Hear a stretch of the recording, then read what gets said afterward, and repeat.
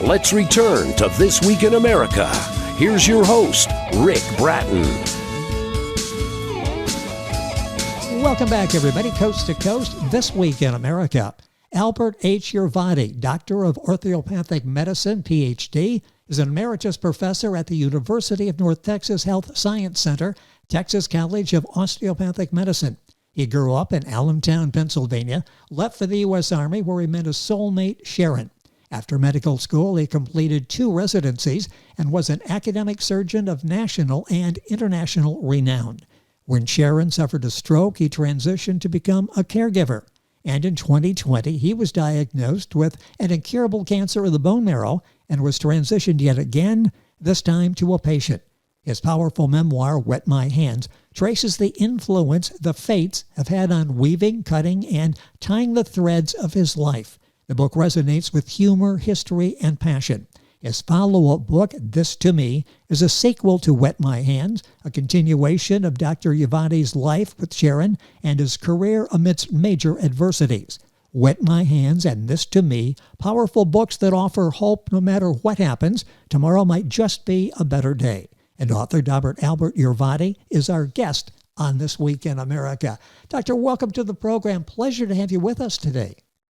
Well, thank you, Rick. This is really exciting, and thank you for having me on your show. Well, exciting for us. You've done such a remarkable job in these 2 books and talking about, with a touch of humor as you go through this, all of the setbacks you and Sharon have had and how you made it through this. It's a source of inspiration for so many people, and the books are doing quite well, and we'll give you all the information where you can get information, order the books as we go through the program.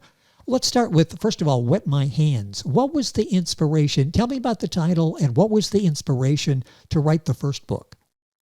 Well, Rick, at first I thought about writing a book called Wet My Hands. I always was kidding around in the operating room about that. And I thought I'd kind of trace what it was like to become a heart surgeon. Then I thought, you know what, let me do my life. And I'm glad I did. And went way back to grade school, things that happened, the changes that occurred when I met Sharon in the military, who totally changed my life, encouraged me, going through undergraduate medical school, 2 residencies, and then a fantastic career until, again, the big stroke had occurred that made me transition, then my cancer. And going through that, I wanted to give it through a lens of a physician provider who then became a patient, and all the things that I've gone through, surgeries and complications, and tried to kind of really, connect with my audience, what it's like. It was a big change, suddenly becoming a patient. You were at the pinnacle of career when all of this started to happen. What a remarkable career, distinguished career you had, serving the country as well in the military as well as in the medical field. You then wrote This to Me. Again, explain the title and why you decided to continue the story. Yeah, the title came from my chief of cardiothoracic surgery at the DeBoer Heart and Lung Center in New Jersey. And he would put his hand out to get the blade and say, "This to me." And then they would hand him the knife to start the surgery. I thought, what a great title. The second book, Wet My Hands, whenever we tied knots, it would be, first book rather, Wet My Hand, we would squirt water to help the suture go down. So I thought these 2 things came from my training years. And both of these books available wherever books are sold. I'll send you to Dr. Yurvati's website. Very simple, Yurvati, Y-U-R-V as in Victor, A-T-I, books.com. Our guest is Dr. A.H. Yurvati. All this on our website, thisweekinamerica.us. And I thank writersbranding.com for arranging our conversation today with Dr. Yurvati. What has the response been like to the books? Wet My Hands, This to Me. I'm reading reviews that have just been excellent and life-changing for so many people. What kind of response have you been getting? Oh, it's been overwhelming. It is such a good feeling to know that I've connected with people who've read my books. People say when they read my book, it's as if I'm sitting like we are now, Rick, talking together. I'm telling a story. They feel that they can visualize me sitting there and just, talking, about this. And, I've added humor in there, passion, love, disappointment, resiliency. And that final thing, resiliency, is I wanted to also express in the books that all these things come at you and you just got to keep pushing on. Multiple myeloma cancer isn't fun, all the complications I've had in surgeries, but people are amazed how I've pushed through that. And I wanted to really express that. And so that, people who read the book who either have family members or themselves with the disease, kind of maybe get inspired to say, hey, look at this guy did this, he has resiliency. Maybe I can get through this. All that you've been through with Sharon and yourself, and you'll find the story in his two books, Wet My Hands and This to Me, Dr. A.H. Yurvati, our guest on the program. That writing style, it's been described as conversational, breezy, compared to Norman Cousins' Anatomy of an Illness, which is a classic book. It's a writing style that you feel very comfortable. Again, you feel like you're talking with Dr. Yurvati as I am in this conversation and getting the information. Besides reaching just average people out there, what do you hope the impact is with medical students as they may be reading this and maybe a more humanistic approach to what they do? Well, Rick, you hit that word, humanistic. We're trying to change healthcare and making physicians more humanistic rather than, kind of a, piece of paper, smart guy, gal, trying to really connect with patients and people. And what I've done is for the past 2 years, and I'll do this again in July, when our incoming class, I signed 225 copies, to the class. And I want them to read that before they start their first day of school, after orientation the following week, because I want them to get a feel not only for the history of the institution they're going into, but what it's like to become a provider and then a patient. And I hope I make an impact on them. And caregiver as well. And let's go back to that stage of your life. You are taking care of your wife. You're providing care and comfort for her. You're lifting a riding mower and you have a back issue and you think you know what it is and you found out it wasn't. It was much worse than you imagined. Talk about that, the impact of that, and how that changed you again from doctor to caregiver to, in this case, a patient. Yes, when Sharon suffered her stroke, it was devastating. I found her at, like 3:30 in the morning. I used to get up early, go to the gym, and I knew what was happening. And I even argued with the paramedics because they wanted to transfer her to a closer hospital. I said, no, you need to go to my hospital because they're a NIH Stroke Institute. And the paramedic argued with me and said, I got to ask my medical director. Well, it turns out the medical director was one of my former students. He goes, wherever he wants to go, send him. And I called ahead and got the team mobilized, and they extracted a large clot from her brain. Unfortunately, it took out her speech because that's the left side of the brain.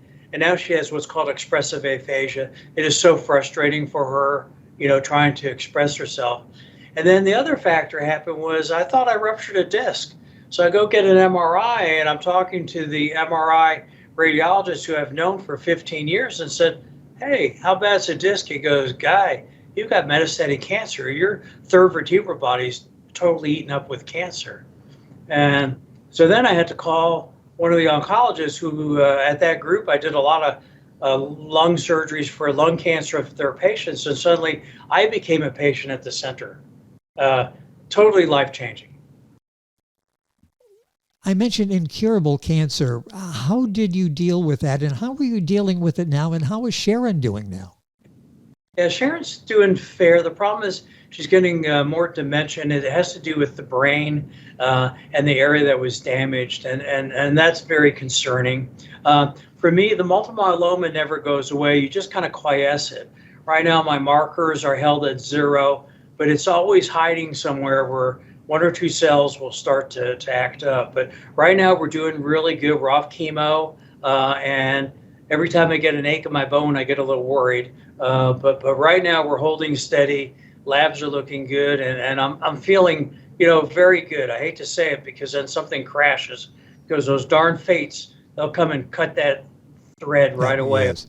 Well, I'm so glad to hear it. You look good. The video version of this on our website, thisweekinamerica.us, YouTube accessible wherever you view YouTube, and you're looking good. Being in the office every day, being around the medical community, is that part of the recovery that you're going through to keep you active, to keep your mind sharp?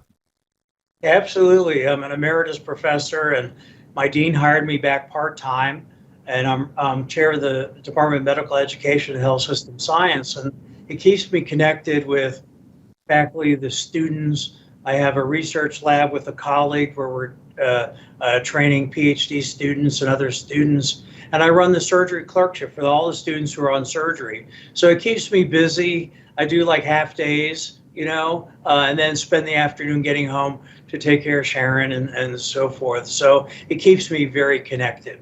The books are Wet My Hands and This to Me. Are you working on a third book? Yes, we're working on a third book. I have a few chapters done, and that'll be called 30 Degrees on Bypass, another term that we used in the operating room. This is sort of like a medical drama that's playing out in the book titles. It gives us an inside look at another fascinating aspect of reading the books from Dr. Yurvati. And if you go to his website, you'll understand the progress of that. You'll know when the book's available and order the two that are available now, Wet My Hands and This to Me, YurvatiBooks.com. We've got the link on our website, thisweekinamerica.us. In your books, you express patient safety issues, something that we read a lot about from time to time and rather frightening as we're reading through some of the mistakes that are made there. What are some of the patient safety issues that you address in your book and you want to keep addressing? Yeah, we're at the forefront, the Institute of Healthcare Improvement. We're the only medical school in the country where our students are getting certified CPPS, Certified Professional Patient Safety. We've got a 97% pass rate. We have close to almost 1,000 students, and we've got like 28 faculty that are certified, me being one. What it does, it gives you a different lens of looking at what are the issues that can occur. And unfortunately, medical care is kind of lower on the Six Sigma compared to aviation, NASA, the nuclear industry, and we got a long way to go to improve things to prevent problems as far as complications and deaths in the hospital. And I can tell you, now that I've got this different lens, I see these near misses. Many have happened to me. And I'm trying to really espouse that and be out there, going, look, this is extremely important. We need to fix this. That's interesting, the perspective you bring to a very, life and death situation type of problems in many cases. What is it like when you are the doctor? In this case, you become the patient. You talk about you're catching some of these yourselves. What is that like? Do you ever relax when you're a patient?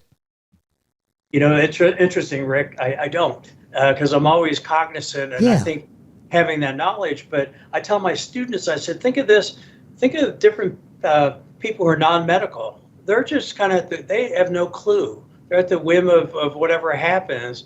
I said, here I'm a professional, highly trained, fighting stuff, and sometimes people won't listen to me. And I can see the frustration by patients, by doctors and other people, not listening to them. And I always tell my students, when you see a new patient, they'll tell you what's wrong with them within the first 30 seconds of your interview. You just have to listen. That's so important from a medical standpoint, from a patient standpoint as well, to express yourself. And you're saying to a patient, we really need to get to it, to get to what is the problem. And clearly, some people say you should even practice or write down what you're going to say to the doctor. Is that good advice? Oh, absolutely. I think you should come well prepared. I don't think you should hold anything back. You should be direct, ask questions. If you have someone in the hospital, demand to get answers. What's the plan? Where are we going? Why are we still here another day? What are the issues that are delaying us to get well and get out of the hospital? The other thing is, being a professional, I've got a little different aspect. I can, text people on my cell phone, call people, other providers who are taking care of me. So I've got a little different area that I can impact to improve my health care. But think of all the people that don't have that. And that's why I'm saying we've got to do something to improve this.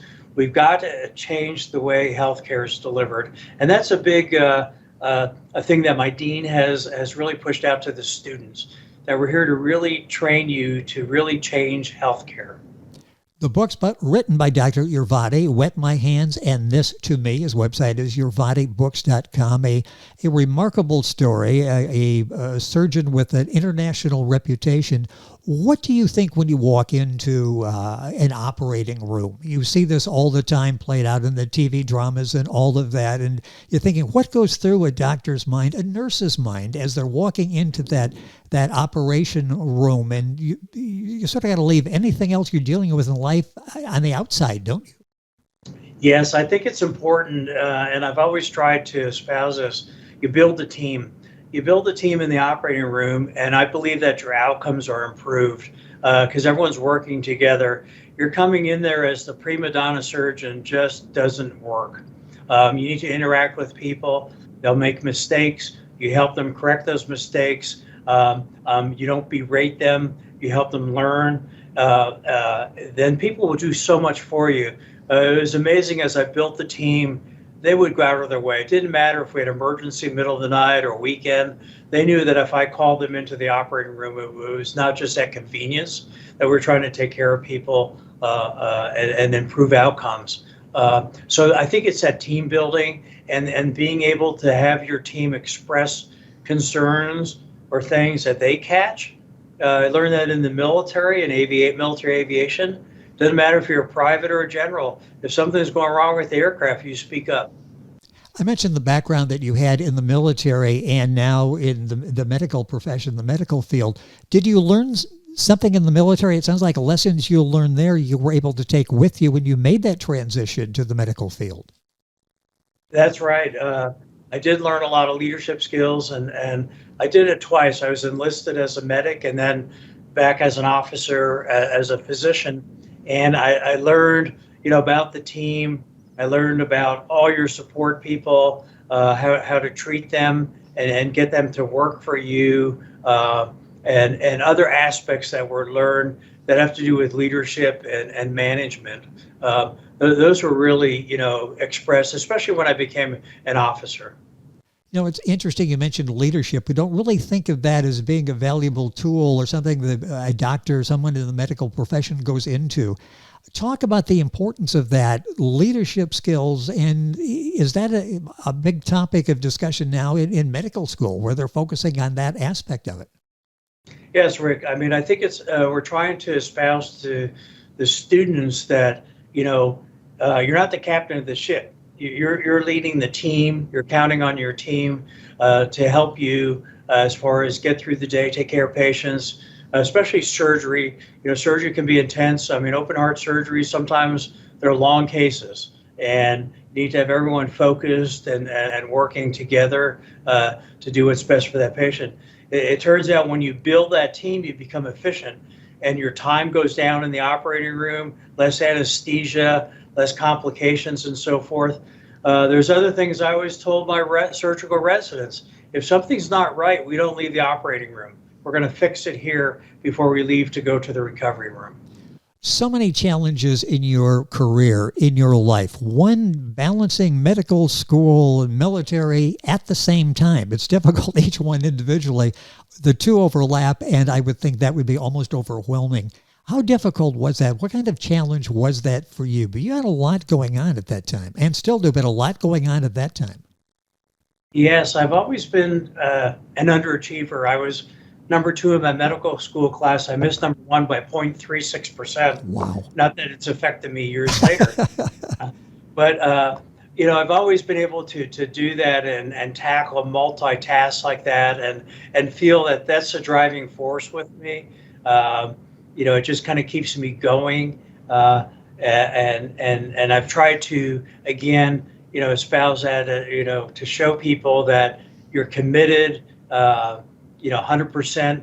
When I would leave in the morning and come in, or now come to university, I like it. It's something I look forward to. I tell people and students that if you don't like your job, you need to really think about what you're doing, especially in the medical field and taking care of patients. What is it like at the end of the day? You're excited going in, end of the day, probably highs and lows. You're able to help people. Other people, you've got to give them bad news. What's it like, and emotionally, how do you deal with that? Yes, emotionally, by the end of the day, afternoon, when I go home early, then I have to, take care of Sharon, and some days are better than others for her. Try and give her that attention, make her dinner, so forth. Try and figure out what she did during the day. She asks kind of sort of what I did. Sometimes communication is difficult, but it's kind of that refocus of being in the home and then giving her 100% attention, letting the emails and the phone go away for a while, and do that transition. So sometimes it is exhausting, but by the end of the day, you rest up, and the next day, you get going again. Tell me a little bit about young people entering into the medical profession now. A lot of hours, a lot of study, a lot of debt, paying for medical school when you finish, a lot of pressure. What's the attitude of the people coming into the profession, and how do you feel about it? Yeah, Rick, it's interesting seeing the transition that, we, required to go every class. Now students don't have to. They do much of the work remotely. They'll come to certain things that they have to, physical exam, those kind of classes. But some of the other classes are doing online, and we're losing that connection. We had graduation yesterday, commencement of 232 medical students, and I was looking at some of the students. I couldn't recognize them, because they weren't in the classroom. The other thing is debt. Some of these students have $400,000+ in debt. Wow. It's absolutely incredible. How do you get out of that as you get out? And, I try and advise them and say, look, when you first get out, you're a resident, you don't get paid a lot. It's going to take a while. You can't have the big car, fancy house for a while. You need to kind of build up the savings, build up the stuff, get your security. Sharon did that. I didn't realize how much she did for me until I had to take over all the finances. And as I started uncovering, I said, my God, she was so conservative. I didn't understand why. Well, now I know why later in life, that you have that cushion, to be able to, get through and be comfortable. So much motivational messages, so many motivational messages in the books, Wet My Hands, and the second book is This to Me, both available at Dr. Yurvati's website. Been promoting it internationally, the London Book Fair, the LA Times Book Festival. What has this been like, getting your message out there and being able to get input from readers? Oh, it's been great. The London Book Show, there was a mother and daughter came up, and the daughter said, hey, Mom, look, Dr. Yurvati grew up in Allentown, and turned out her mother lived like a town about 20 miles away from where I grew up. It was like that connection. That was kind of exciting. At the LA Book, Los Angeles Times Book Fair, that was a great venue. I have books in both English and Spanish and interacted with both cultures, and really, I ran out of books. It was a fantastic. great. Yeah, and I'm scheduled for the Miami Book Show. That'll be in November, and I'm looking forward to that one as well. It's been an interesting experience, doing that, sitting there, signing, and then just interacting and talking with people and explaining what the book's about. And as you do that, they're going, wow, that's interesting. I'd like to read this thing. So it's been a great experience. What do you hope the takeaway is? People reading Wet My Hands, This to Me. What do you hope the takeaway is? Remarkable stories in there, told very well. Again, it's a breezy conversational format that you have. But when it's all over with, when they put the books down, what do you hope they remember? I hope they remember, Rick, that, you start out, we started with nothing, in the military, and built everything up, and then devastation as you got older, that they kind of see that emotional roller coaster that can occur in a life, but see that what you have is still, Sharon and I still have that strong connection that we started with. And again, I never would be where I was or have been without her and her encouragement. And sometimes she was pretty tough on me, but there was a reason. She felt and saw vision, and felt that I could help people and patients. I actually developed a surgery that I published in International Surgery. It's called the Yurvati procedure. That's been great. All the things that I've been able to do because of her support. And I think I want people to see that you find that anchor, you can connect to that anchor, and they'll help you get through the tough times and the good times. That team again. A team maybe is only two people, but it's amazing what two people can do. What a remarkable story that you have with Sharon and how she has motivated you and you the same in taking care of her. How difficult, I mentioned humor before, we'll wrap up and talk about that. How important is it to have a sense of humor to get you through the challenges of life? There are times you can't laugh, but other times you almost need to stop and try to find that little smile that can lift your mood. You know, Rick, we've always felt that was important in our marriage to have humor because that kind of offsets some of the other, tougher emotions that you have. You have that humor, you can laugh with each other, and it just kind of changes the whole aspect. And, there's some psychologists that have looked at like brain chemicals and laughing and humor and how that changes, and that's a healthy thing. So I think everybody has to have some humor. I put a lot of humor in the book as well, some of the things that have occurred.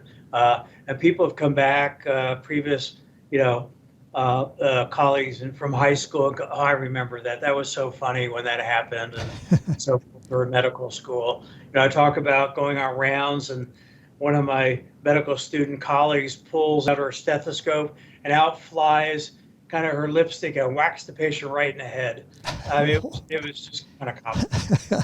It's those moments you have to remember. And fortunately, Dr. Yurvati shares these in his books. I'm going to take 30 seconds here at the end. For somebody who's listening and you're talking about, doing challenges, that's one thing to say, but I heard incurable in cancer in the same sentence when I was with my doctor a week ago. How do I go through that? That's what you heard from your doctor, and you're here today, and you're excelling, working with students, touching patients' lives, touching readers' lives through the books. How do you get through those periods when you think this is the end? It doesn't go any further. It doesn't get any better. Well, Rick, it's there. It's always there. It's in the back of your head.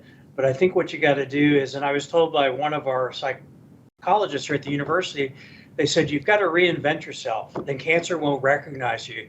So I was a physician, now I'm an author.